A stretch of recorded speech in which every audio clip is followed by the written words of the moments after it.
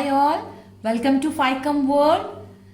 In this video, we are going to study about reaction of metals and non-metals. Okay, according to octet theory, why the atoms are reacting each other? The atoms are taking part in chemical reaction to attain 8 electrons in their outermost shell. If they get 8 electrons, we can say that it has a full shell, full valence shell. So they are stable. Noble gases have a full valence shell. Okay, so their outermost electrons are 8 electrons. They are stable elements. So every elements, every atoms, they are trying to attain a stable noble gas configuration.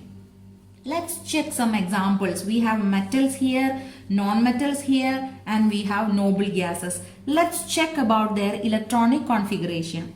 First, we have to check with sodium. Sodium has an atomic number 11. So it has in the K shell 2, L shell 8, M shell 1. Magnesium is 12, so 2, 8, 2. Aluminium is 13, 2, 8, 3. Potassium 19, 2, 8, 8, 1. Calcium is 20, 2, 8, 8, 2. These metals have a tendency to lose the electron. Why? If they lose the electron, it has a full shell then. It has a full valence shell. Let's check with sodium. Sodium has atomic number 11, so 2, 8, 1. Okay, the outermost shell has only one electron. If the sodium loses this one electron, it lost the M shell. Now the outer shell of sodium is L shell. Okay, it has 8 electrons. So now sodium is stable. Okay, if the sodium loses one electron, it gets Na plus. It gets a positive charge. It becomes a cation. But the outer shell has 8 electrons. Now they are stable. So in every cases, they lose their outer shell. They lose their outer electrons. It gets a stable noble gas configuration. Sodium loses one electron, it gets the configuration of neon. Neon has the configuration 2, 8. And magnesium loses 2 electron, magnesium also gets the configuration same like neon. Aluminium has 3 electrons in the outer shell. When it loses, aluminium also gets a neon like configuration. So metals always have a tendency to lose electron. Why? There are less electrons in the outermost shell or valence shell. If that electrons lose, valence electrons are lost, it gets a stable noble gas configuration. What about non-metals? Non-metals are examples: nitrogen, oxygen, fluorine, phosphorus, sulfur and chlorine. Nitrogen, okay, let's check the atomic number configuration. Let's check the configuration of nitrogen. It is 2 and 5. Oxygen 8, 2, 6. Fluorine 2, 7. Phosphorus 2, 8, 5. Sulfur 2, 8, 6. Chlorine 2, 8, 7. So in every cases you can see there are more number of electrons in the outer shell. Nitrogen, it has 5 electron in the outermost shell, valence shell. When they accept 3 electron, the outermost shell becomes 8. It has 8 electrons. So, non-metals have a tendency to gain electrons. Why? If they gain electron, they get a stable noble gas configuration. Nitrogen, when gain 3 electron, it becomes 5 plus 3, 8. So, it gets a neon-like configuration. In case of oxygen, okay, it gains 2 electron. Oxygen get a stable noble gas configuration of neon. Let's check the formation of sodium chloride. How the sodium chloride is forming. Okay, this is an asking question. Okay, so you have to practice and you have to draw the diagrams also. In the first step, you have to mention the electronic configuration of what is the atomic number of sodium is 11. Okay, what is the configuration? 2, 8, 1. Chlorine is 17 and what is the configuration? 2, 8, 7. Okay, so sodium has a tendency to lose electron. Why? Because one electron is lost. What happened? Sodium gets an 8 electrons in the outer shell. It becomes stable. Now sodium, what is doing sodium? Loses one electron and change it into sodium ion or sodium cation. It has the configuration 2, 8. chlorine, okay, what they will do, chlorine accept the electron lost by sodium. Okay, what happened then? The configuration of chloride ion, it changed into a chloride ion. And what about their configuration? 2, 8, 8. Now chloride has 8 electrons in the outer shell. So a metal always give electrons to non-metals. Hence, what happened? Two types of ions are forming. Okay, so what is the first ion? First ion is a sodium cation. The second ion is a chloride anion. Okay, so the oppositely charged things, they always attract each other. So the sodium ion and chloride ion, they will attract each other. Okay, that force of attraction is called ionic bond. The force of attraction. Which type of force of attraction? The strong electrostatic force of attraction between a positively charged cation and a negatively charged anion is called ionic bond. It is also called electrovalent bond. So this is very strong. Why? The force of attraction between two oppositely charged ions. What about the formation of sodium and chlorine? We can represent using Lewis structure. In Lewis structure, we are representing only the outer shell of the atom.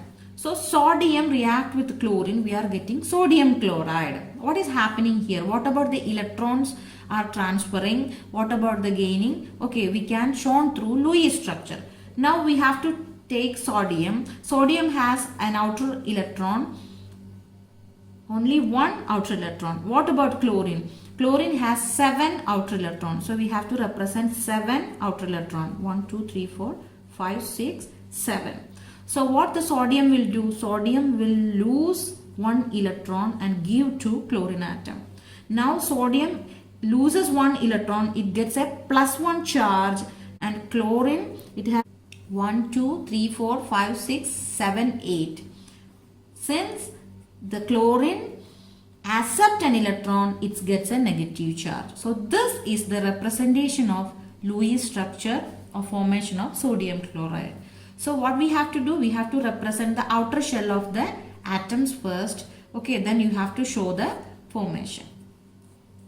Now we have to check with another example, formation of magnesium chloride. So first you have to write down the configuration. Magnesium atomic number 12. Its configuration, electronic configuration is 2A2. Chlorine, its atomic number is 17. Its electronic configuration is 287. So magnesium loses, outer shell is 2, so it loses 2 electron. So how to represent that? Magnesium, it loses 2 electron and changed into magnesium 2+ ion. Chlorine, it accept electron and it changed into chloride ion. Chlorine needs only 1 electron to get the outer shell with 8 electron.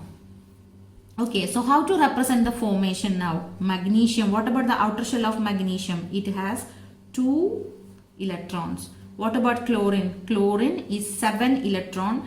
Okay, we have magnesium with 2+ charge. So we need 2 chloride ions for neutralizing the charge. Total charge of an ionic compound should be 0. So one chlorine atom has 7 electron in the outer shell. Okay, another chlorine atom also have 7 electrons in the outer shell. So what magnesium will do? Magnesium give 1 electron to one chlorine atom, another electron to another chlorine atom. So magnesium now have 2+ charge and chlorine has 1, 2, 3, 4, 5, 6, 7, 8. And we have minus charge 2 chlorine ions like this. Okay, so you have to put a bracket and outer the bracket you have to write 2. Clear? Now we have to check another example, formation of calcium oxide. Okay, so first step we have to write the electronic configuration. So calcium has atomic number 20, so 2, 8, 8, 2. Oxygen is 8, so 2, 6. So What about the number of electrons lost by calcium is 2. Okay, so calcium it loses 2 electron and changed into Ca2 plus. What about oxygen? Oxygen gain how many electron? 2 electron to give an oxide ion. This is called an oxide anion. Oxide ion. So how to represent the Lewis structure of formation of calcium oxide? What about the outer shell of calcium? Calcium is 2. What about oxygen? Oxygen has only 6. 1, 2, 3, 4, 5, 6. So what calcium will do? Calcium will give this 2 electron to oxygen. Now we have calcium has the charge 2 plus because it lost 2 electrons, and oxygen changed to oxide ion by gaining 2 electrons. So this is an anion now. It has a negative charge. Okay, but it gets how many negative charge? If we put minus, it will be wrong. It is 2 minus because it gained 2 electron. That's why it's 2 minus. So ionic compounds are formed by transfer of electrons from a metal to a non-metal. What about the physical properties of this ionic compounds? This is also an important topic. Okay, what about the physical nature of ionic compounds? Ionic compounds are solids. Okay, why they are solids in nature? In ionic compound, you can see strong electrostatic force of attraction between positive cation and a negative anion.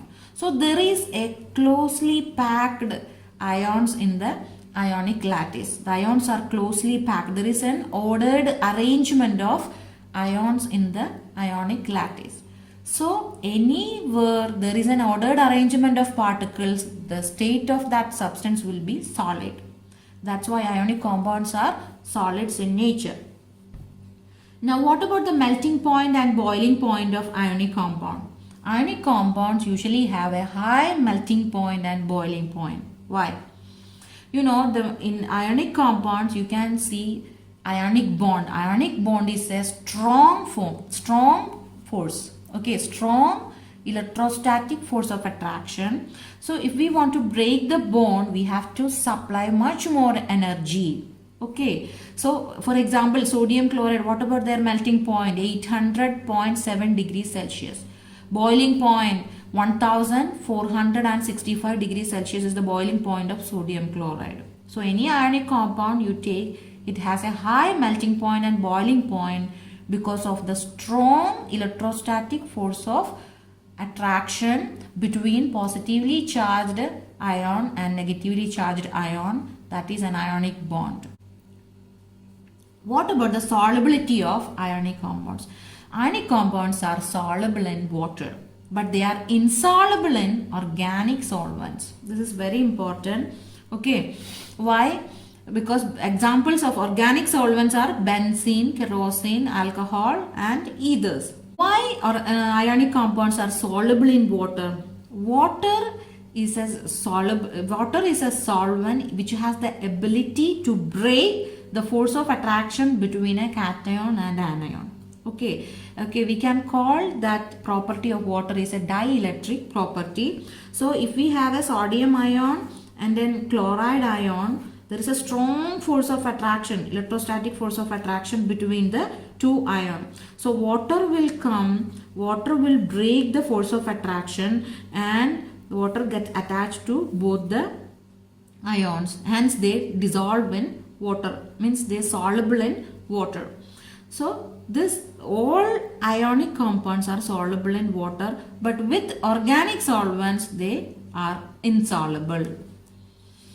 Now another property, physical property of ionic compound is conduction of electricity. This is also an asking question, very important. Okay, ionic compounds in solid state, they do not conduct electricity. Why? Electrons are not free to move. They are closely packed because of the strong ionic bond. The ions are closely packed in the structure. There is no ions are free to move. If the conduction of electricity, we need two things. For conducting electricity, we need either delocalized electrons or moving ions. In solid state of ionic compound, okay, the ions are not free to move, so they do not conduct electricity in the solid state. But in aqueous state or molten state, the ions are free to move. Now in that state, they will conduct electricity. They are good conductors in the aqueous or molten state. Okay, in molten state, what is happening? If we heat the ionic compound, because of that heat, what happened to the ionic bond? Ionic bond is weakens and the ions get separated.